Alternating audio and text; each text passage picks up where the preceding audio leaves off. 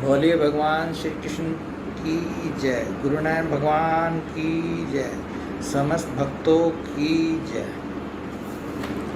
आज हमने स्कंद 3 में अध्याय 21 से लेकर अध्याय 33 तक जो भगवान के कपिल अवतार का वर्णन आया है वो सब पूरा पढ़ा सुना। और भगवान कपिल के अवतार के संबंध में श्रीमद् भागवत में एक अध्याय और है। ये अध्याय 90वें स्कंद में आया है और 8वां अध्याय है। ये इसका शीर्षक है सगर चरित्र। वास्तव में ये अध्याय जो है ये जहाँ पर भगवान की कपिल की अवतार की कथा है उससे अलग है, इसलिए इसको भी हम पढ़ करके पूरा भगवान कपिल का जो अवतार है वो पढ़कर हमारा पूरा हो जाएगा। श्री सुखदेव जी कहते हैं, रोहित का पुत्र था हरित, हरित से चंप हुआ, उसी ने चंपापुरी बसाई थी। चंप से सुदेव और उसका पुत्र विजय हुआ, विजय का भरूक, भरूक का वृक और वृक का पुत्र हुआ बाहुक। शत्रुओं ने बाहुक से राज्य छीन लिया, तब वह अपनी पत्नी के साथ वन में चला गया। वन में जाने पर बुढ़ापे के कारण जब बाहुक की मृत्यु हो गई तब उसकी पत्नी भी उसके साथ सती होने को उद्यत हुई, परंतु महर्षि और को यह मालूम था कि इसे गर्व है, इसलिए उन्होंने उसे सती होने से रोक दिया। जब उसकी सोतों को यह बात मालूम हुई तो उन्होंने उसे भोजन के साथ गर अर्थात विष दे दिया, परंतु गर्भ पर उस विष का कोई प्रभाव नहीं पड़ा, बल्कि उस विष को लिए हुए ही एक बालक का जन्म हुआ जो गर के साथ पैदा होने के कारण सगर कहलाया। सगर बड़े यशस्वी राजा हुए। ये सगर ही जो राजा हुए हैं इन्हीं के वे पुत्र थे जो कि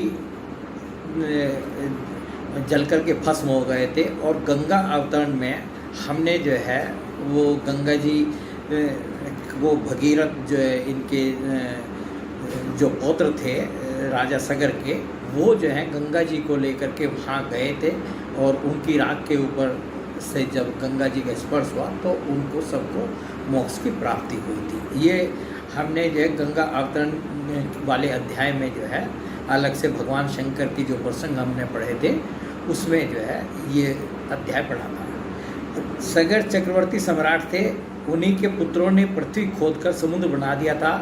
सगर ने अपने गुरुदेव और की आज्ञा मानकर तालजंग, यवन, शक, हेय और बर्बर जाति के लोगों का वध नहीं किया, बल्कि उन्हें विरूप बना दिया। उनमें से कुछ के सिर मुंडवा दिए, कुछ के मूड दाढ़ी रखवा दी, कुछ को खुले बालों वाला बना दिया तो कुछ को आधा मुंडवा दिया। कुछ लोगों को सगर ने केवल वस्त्र ओढ़ने की ही आज्ञा दी, पहनने की नहीं, और कुछ को केवल लंगोटी पहनने को ही कहा, ओढ़ने को नहीं।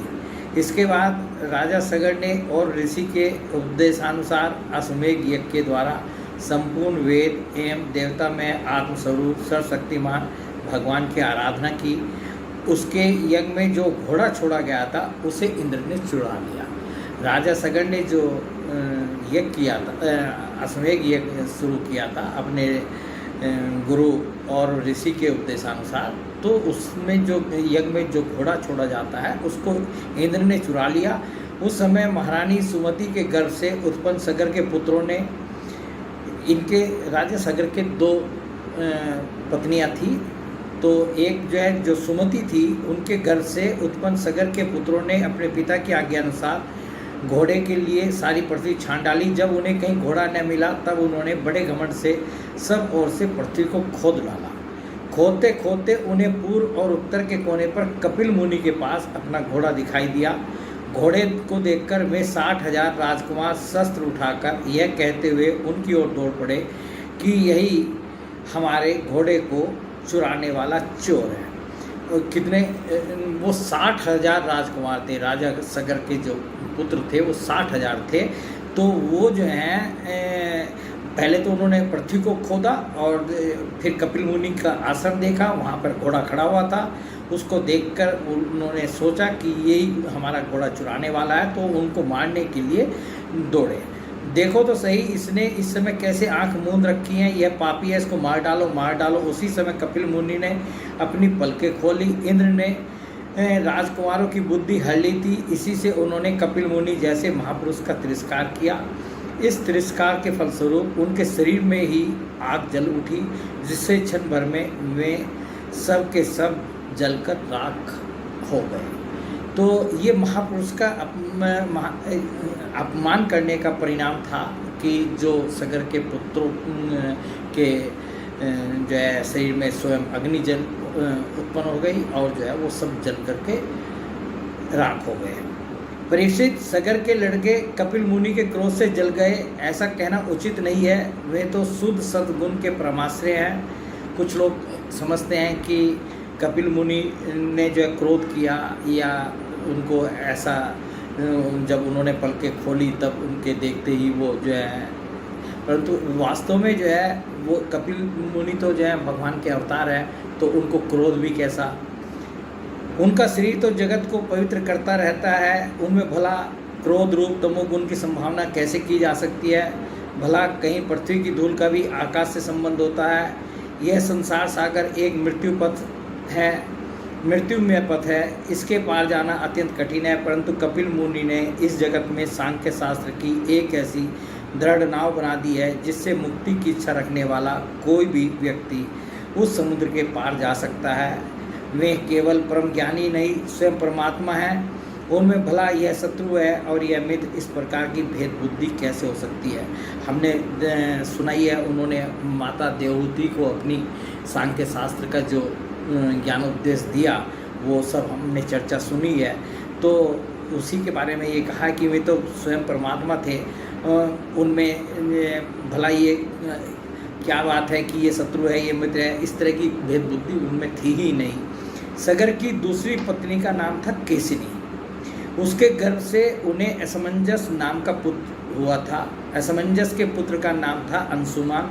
वह अपने दादा सगर की आज्ञाओं के पालन और उन्हीं की सेवा में लगा रहता। अब देखिए, ये सगर की जो एक पत्नी थी उनसे तो वो 60,000 राजकुमार हुए थे, और ये जो है दूसरी जो पत्नी केसनी थी उनके गर्भ से जो है असमंजस नाम का एक पुत्र हुआ था। और असमंजस के पुत्र का जो पुत्र था उसका नाम था अंशुमान। असमंजस पहले जन्म में योगी थे, संग के कारण में योग से विचलित हो गए थे, परंतु अब भी उन्हें अपने पूर्व जन्म का स्मरण बना हुआ था, इसलिए वे ऐसे काम किया करते थे जिनसे भाई बंधु उन्हें प्रिय न समझे। तो ये जो सगर के पुत्र थे ये पहले जन्म में जो हैं योगी थे, तो इनको राजकाज से या किसी और चीज़ में कोई रुचि नहीं थी। तो वे ऐसे कार्य करते थे जिनसे भाई बंधु ने प्रिय न समझे। वे कभी कभी तो अत्यंत निंदित कर्म कर बैठते और अपने को पागल सा दिखलाते, यहाँ तक कि खेलते हुए बच्चों को सरयू में डाल देते। इस प्रकार उन्होंने लोगों को उद्विग्न कर दिया था। अंत में उनकी ऐसी करतूत देखकर पिता ने पुत्र स्नेह को तिलांजलि दे दिया और उन्हें त्याग दिया। तदंतर असमंजस ने अपने योग बल से उन सब बालकों को जीवित कर दिया जिनको सरयू में जो है असमंजस कार्य सब ऐसे करते थे जिससे दूसरे लोग जो है उनको पागल समझें, परंतु वो वास्तव में पागल नहीं थे, पूर्व जन्म के योगी थे। तो जिन बालकों को उन्होंने सरयू जी में जो है डुबाया था उनको जो है अपने योग बल से जो है सबको जीवित कर दिया और अपने पिता को दिखाकर वे वन में चले गए। अयोध्या के नागरिकों ने जब देखा कि हमारे बालक तो फिर लौट आए, तब उन्हें असीम आश्चर्य हुआ और राजा सगर को भी बड़ा पश्चाताप हुआ। इसके बाद राजा सगर की आज्ञा से अंशुमान घोड़े को ढूंढने के लिए निकले। उन्होंने अपने चाचाओं के द्वारा खोदे हुए समुद्र के किनारे किनारे चलकर उनके शरीर के भस्म के पास ही घोड़े को देखा। तो जो अब इनके असमंजस के जो पुत्र अंशुमान थे वो जो हैं यज्ञ के घोड़े को ढूंढने के लिए निकले और वहाँ पर जो है उन्होंने अपने चाचाओं के द्वारा खोदे हुए समुद्र के किनारे किनारे चलकर उनके शरीर के भस्म के पास ही घोड़े को देखा। वहीं भगवान के अवतार कपिल मुनि बैठे हुए थे।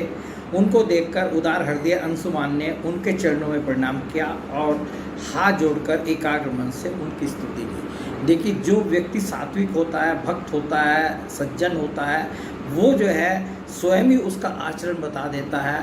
ये अंशुमान जो है इतने भक्त थे, सज्जन थे कि इन्होंने देखा कि कपिल मुनि बैठे हुए हैं, तो वो जो है जाकर के उनको प्रणाम किया, उनके चरणों में प्रणाम किया और हाथ जोड़ करके उनकी स्तुति करने लगे।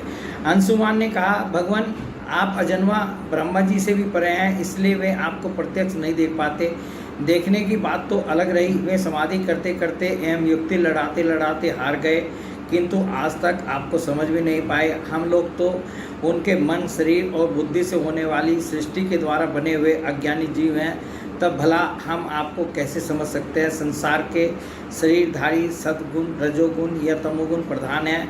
वे जागृत और स्वप्न अवस्थाओं में केवल गुणमय पदार्थों, विषयों को और सुषुप्ति अवस्था में केवल अज्ञान ही अज्ञान देखते हैं। इसका कारण यह है कि वे आपकी माया से मोहित हो रहे हैं। वे बहिर्मुख होने के कारण बाहर की वस्तुओं को तो देखते हैं, पर अपने ही हृदय में स्थित आपको नहीं देख पाते। आप एक रस ज्ञान घन है। सनंदन आदि मुनि जो आत्मस्वरूप के अनुभव से माया के गुणों के द्वारा होने वाले भेदभाव को और उसके कारण अज्ञान को नष्ट कर चुके हैं, आपका निरंतर चिंतन करते रहते हैं। माया के गुणों में ही भूला हुआ मैं मूढ़ किस प्रकार आपका चिंतन करूं। माया, उसके गुण और गुणों के कारण होने वाले कर्म एवं कर्मों के संस्कार से बना हुआ लिंग शरीर आप में है ही नहीं।